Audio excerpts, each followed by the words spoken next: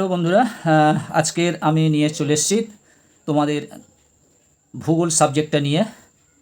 তোমরা যারা উচ্চ মাধ্যমিক পরীক্ষা দেবে, তোমাদের ভূগোল যাদের আছে তাদের জন্য ভূগোলের দ্বিতীয় এবং তৃতীয় এই দুটি অধ্যায় থেকে ইম্পর্টেন্ট এমসিকিউ নিয়ে চলে এসেছি একেবারে এইচএস 2025-এর জন্য। এইচএস 2025 উচ্চ মাধ্যমিক জিওগ্রাফি সাজেশন ফর 2025। বন্ধুরা, তিয়াশা স্টাডি সেন্টারের পক্ষে আমি প্রতাপ শাহ, তোমাদের সকলকে জানাই স্বাগতম। তোমরা সবাই আশা করি ভালো আছো। আজকের তোমাদের জিওগ্রাফি সাজেশন নিয়ে এসেছি। তোমাদের দ্বিতীয় অধ্যায় ক্ষয়চক্র এবং তৃতীয় অধ্যায় জল নির্গম প্রণালী, এই দুটি অধ্যায় থেকে সম্পূর্ণ এমসিকিউ সাজেশন নিয়ে এসেছি, ইম্পর্টেন্ট এমসিকিউ। তোমাদের বই খুললে দেখতে পাবে, যে কোনো সহায়িকা বই খুললে দেখতে পাবে যে কত হিউজ প্রশ্ন, 150-200টা করে প্রশ্ন রয়েছে। তার মধ্যে থেকে আমি 20টির মতো করে প্রশ্ন তোমাদের কাছে রেখেছি। তার মধ্যে 15-16টি প্রশ্ন খুব ইম্পর্টেন্ট, যেগুলো আমি অপশান লিখেছি, সেগুলো তোমরা 100% তৈরি করবে এবং বাকিগুলো তোমরা রেখে দেবে। তোমরা জানো আমি তোমাদের আগে এর সিলেবাসটাও দিয়ে দিয়েছিলাম, প্রথম অধ্যায় দিয়ে দিয়েছিলাম, তবু আমি আরও একবার তোমাদেরকে দেখে দিচ্ছি। দেখতে পাচ্ছ, প্রথম হচ্ছে তোমাদের ভূমিরূপ গঠনকারী প্রক্রিয়াসমূহ, এই যে চ্যাপ্টারটি, প্রথম চ্যাপ্টার, এটি তোমাদের দিয়ে দিয়েছি অলরেডি। আজকে তোমাদের জন্য দিচ্ছি, দেখতে পাচ্ছ, দ্বিতীয় নম্বর, অর্থাৎ দ্বিতীয় অধ্যায় আছে ক্ষয়চক্র এবং তৃতীয় অধ্যায় আছে জল নির্গম প্রণালী। এবং পাশে দেখতে পাচ্ছ নাম্বার ডিস্ট্রিবিউশন করে দেওয়া আছে। এখানে এমসিকিউ ঘরে দেখতে পাচ্ছ প্রথম অধ্যায় থেকে ছিল 3, কিন্তু দ্বিতীয় অধ্যায় ক্ষয়চক্র থেকে মাত্র 1টি এমসিকিউ এবং জল নির্গম প্রণালী থেকে মাত্র 1টি এমসিকিউ। তাহলে বুঝতেই পারছো কতটা টাফ, কত প্রশ্ন, 150-200 প্রশ্ন। তার মধ্যে থেকে একটি প্রশ্ন তোমাদের এই দুটি চ্যাপ্টার থেকে দুটি প্রশ্ন পড়বে, ক্ষয়চক্র থেকে একটি এবং জল নির্গম প্রণালী থেকে একটি। তার থেকে আমাদের বেছে নিয়ে আসতে হচ্ছে। কতটা কঠিন কাজ। অবশ্যই তোমরা যদি ভালো নাম্বার না পাও তাহলে খুবই খারাপ। অতএব এখন থেকে তোমরা প্রিপারেশান খুব ভালো করে প্রিপারেশান নিতে থাকো, তাহলে তোমরা অনেকটা সফল হবে। চলে এসো, আমরা দ্বিতীয় অধ্যায় চলে যাই। তার আগে বলি বন্ধুরা, তোমরা যারা চ্যানেলটি সাবস্ক্রাইব করোনি, অবশ্যই তোমরা চ্যানেলটি সাবস্ক্রাইব করে নাও, বন্ধুদেরকে লিঙ্ক বেশি করে শেয়ার করো, তোমরা একটা লাইক করে দিও, প্রয়োজনে কমেন্ট করো।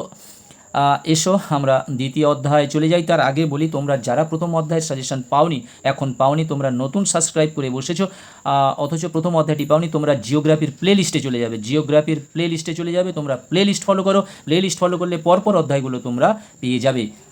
এছাড়া তো আরেকটা নিশ্চয়ই তোমরা জানো, আমি প্রত্যেকটা ভিডিওতে বলে আসছি যে আরেকটি লাস্ট মিনিট সাজেশন হবে, তবে 90 থেকে 95% সাজেশন মিল থাকবে।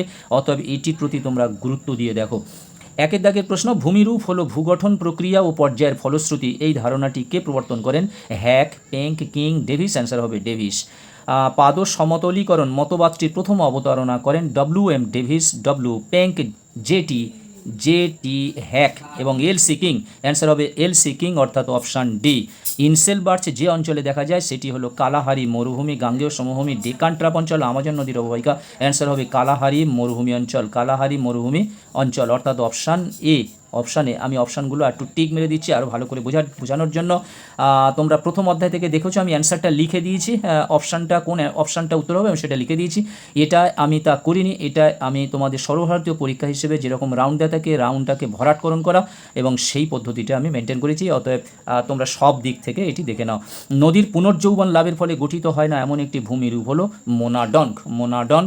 বন্ধুরা, আমি অ্যান্সারটা বলে যাচ্ছি, অনেকটা বড় ভিডিও হয়ে যাবে সেই জন্য, কারণ আরেকটি অধ্যায় আছে। 5 দাগের প্রশ্ন, ক্ষয়চক্রের বার্ধক্য অবস্থায় সৃষ্ট ঢিলাগুলিকে ডেভিস নাম দেন মোনাডঙ্ক। কিন্তু এই যে প্রশ্নটা দেখতে পাচ্ছ, এর উত্তরটা নিয়ে তোমাদের যে রায় মার্টিনের যাদের দেখবে যে প্রশ্নবিচিত্রা আছে, এই উত্তরটি দেখবে ইনসেল বার্চ করা আছে, এবং তোমাদের রায় মার্টিনের যে সহায়িকা বই আছে সেখানে দেখবে মোনাডঙ্ক করা আছে। আর অ্যান্সারটা হবে মোনাডঙ্ক। ক্ষয়চক্রের বার্ধক্য অবস্থায় সৃষ্ট ঢিলাগুলিকে ডেভিস নাম দেন মোনাডঙ্ক। এই অ্যান্সারটা আমার মনে হচ্ছে পুরো ঠিক হবে, কিন্তু দুটি বইয়ে দুরকম অ্যান্সার দেওয়া আছে। নদীর পুনর্যৌবন লাভের ফলে গঠিত ভূমিরূপ হলো নদী মঞ্চ। অনেক সময় ভুল হয়ে যায়। যাই হোক, 7 দাগের প্রশ্ন, ক্ষয়চক্রের শেষ সীমা বলতে বোঝায় সমুদ্রপৃষ্ঠকে। মরু ক্ষয়চক্রে লবণাক্ত জলের হ্রদগুলিকে বলে প্লায়া। ক্ষয়ের শেষ সীমা এর প্রবর্তক হলেন পাওয়েল। ক্ষয়ের শেষ সীমায় প্রবর্তক হলেন পাওয়েল। একটি ভূমিরূপে নির্দিষ্ট জীবন ইতিহাস আছে, এই উক্তিটি করেন কে? না ডব্লিউ.এম. ডেভিস। এছাড়া দেখো কয়েকটি আমি অপশান ছাড়া লিখেছি, এই কটা পড়ে রাখবে। 10টা প্রশ্ন খুব ইম্পর্টেন্ট, এর থেকে আশা করি একটি প্রশ্ন তোমরা কমন পেয়ে যাবে, যেহেতু একটি নাম্বার থাকে এর থেকে। গোলাকার ইনসেলবার্সকে বলে বর্ন হার্ডট। বোলসন দেখতে পাওয়া যায় আমেরিকা যুক্তরাষ্ট্রে। গতিশীল ভারসাম্য তত্ত্বের জনক হলেন জে.টি. হ্যাক। ডেভিস স্বাভাবিক ক্ষয়চক্রের ধারণা দেন 1899 খ্রিস্টাব্দে। ভারতের যে উপকূলে সমুদ্র মঞ্চ দেখা যায়? মালাবার উপকূলে ভারতের সমুদ্র মঞ্চ দেখতে পাওয়া যায়। নিক পয়েন্টের সৃষ্টি হয় জলপ্রপাত। ডেভিসের মতে স্বাভাবিক ক্ষয়চক্রের কোন পর্যায়ে ভূমির উত্থান স্তব্ধ হয়ে যায়? যৌবন পর্যায়ে। বন্ধুরা, তোমাদের মনে হয়তো কোনো প্রশ্ন জাগবে, যেরকম মাঝে মাঝে আমি দাগ টেনেছি, এখানে এরকম দাগ দেওয়া আছে, কারণ এটা লাইন সিধা করার একটা পদ্ধতি। তাহলে পরের লাইনটা ঠিক ওই দাগ বরাবর যদি আমরা চোখ রেখে লাইনটা লিখতে শুরু করি, তাহলে সেটা সোজা হওয়ার সম্ভাবনাটা থাকে। সেই জন্য এতে অন্য কিছু জন্য নয়। তোমরা দেখতে পেয়েছো কি জানি না, ঠিক আছে, আশা করি এখন দেখতে পাচ্ছ। ডেভিসের মতে স্বাভাবিক ক্ষয়চক্রে কোন পর্যায়ে ভূমির উত্থান স্তব্ধ হয়ে যায়? যৌবন পর্যায়ে। হ্যাঁ বন্ধুরা, তোমাদের কাছে বলছি, তোমরা অবশ্যই করে চ্যানেলটি সাবস্ক্রাইব করে রাখো, কারণ পরীক্ষার সময় হুড়োহুড়ি করলে তোমাদের পরীক্ষার ফল ভালো হবে না। তোমরা অবশ্যই প্রথম থেকে সাবস্ক্রাইব করো, এবং এই প্রশ্ন উত্তরগুলো যখন যেটা যাচ্ছে তোমরা দেখতে শুরু করো। এরপরে যখন ভূগোলের ভিডিও দেবো আমি, তখন সেটা এসএকিউ যাবে, কারণ তৃতীয় অধ্যায় পর্যন্ত আমি অলরেডি এমসিকিউ দিয়ে দিলাম, সেই জন্য পরের ভিডিও তোমাদের এসএকিউ দেবো। দেখো, তৃতীয় অধ্যায় থেকে, অর্থাৎ জল নির্গম প্রণালী থেকে ইম্পর্টেন্ট এমসিকিউ, এর থেকেও তোমাদের ধার্য নম্বর 1। শতদ্রু নদীর যে প্রকার নদীর উদাহরণ? পরবর্তী নদী, অধ্যারোপিত নদী এবং বিপরা নদী। অ্যান্সার হবে পূর্ববর্তী নদী, অর্থাৎ অপশান এ। মালভূমির খাড়া ঢালে যে জলনির্গম প্রণালী গড়ে ওঠে তাকে বলে সমান্তরাল জলনির্গম প্রণালী। দেখো, একটু বড় বড় করে লেখা আছে বলে ওই জন্য আমি নিচে এই অপশানের যে বক্সটা আমি নিচে টেনেছি, অর্থাৎ সমান্তরাল জলনির্গম প্রণালী। গম্বুজাকৃতি পাহাড়ে যে ধরনের জলনির্গম প্রণালী গড়ে ওঠে তা হলো কেন্দ্র বিমুখ, অর্থাৎ অপশান সি।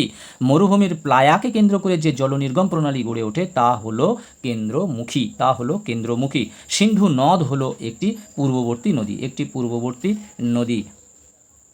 সমসত্ব শিলার উপরে গড়ে ওঠা জলনির্গম প্রণালী হলো বৃক্ষরূপী। অর্থাৎ যদি তোমাদের প্রশ্ন ঘুরিয়ে দেয় যে বৃক্ষরূপী জলনির্গম প্রণালী কোথায় গড়ে ওঠে, তখন বলতে হবে যে সমসত্ব শিলার উপর। একটি অধ্যারোপিত নদীর উদাহরণ হলো সুবর্ণরেখা চম্বল, অর্থাৎ অপশান সি।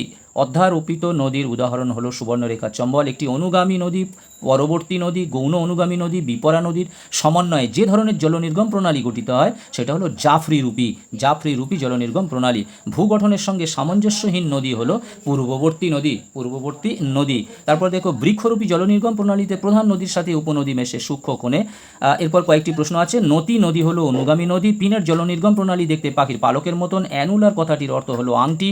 ভারতের একটি উল্লেখযোগ্য জলবিভাজিকা হলো পশ্চিমঘাট পর্বত। গ্রিক শব্দ ড্রেন ডন কথার অর্থ হলো বৃক্ষ। আকাশরূপী জলনির্গম প্রণালী ভারতে বেশি দেখা যায় ঝাড়খণ্ডে। বন্ধুরা, আজকের মতো ভিডিওটি শেষ করলাম। তোমরা যারা চ্যানেলটি সাবস্ক্রাইব করোনি, অবশ্যই তোমরা চ্যানেলটি সাবস্ক্রাইব করে নাও, বন্ধুদেরকে লিঙ্ক বেশি বেশি করে শেয়ার করো। আবার কথা হবে নেক্সট ভিডিওতে। তোমরা সবাই ভালো থাকবে, সুস্থ থাকবে, তোমাদের জন্য রইল শুভকামনা।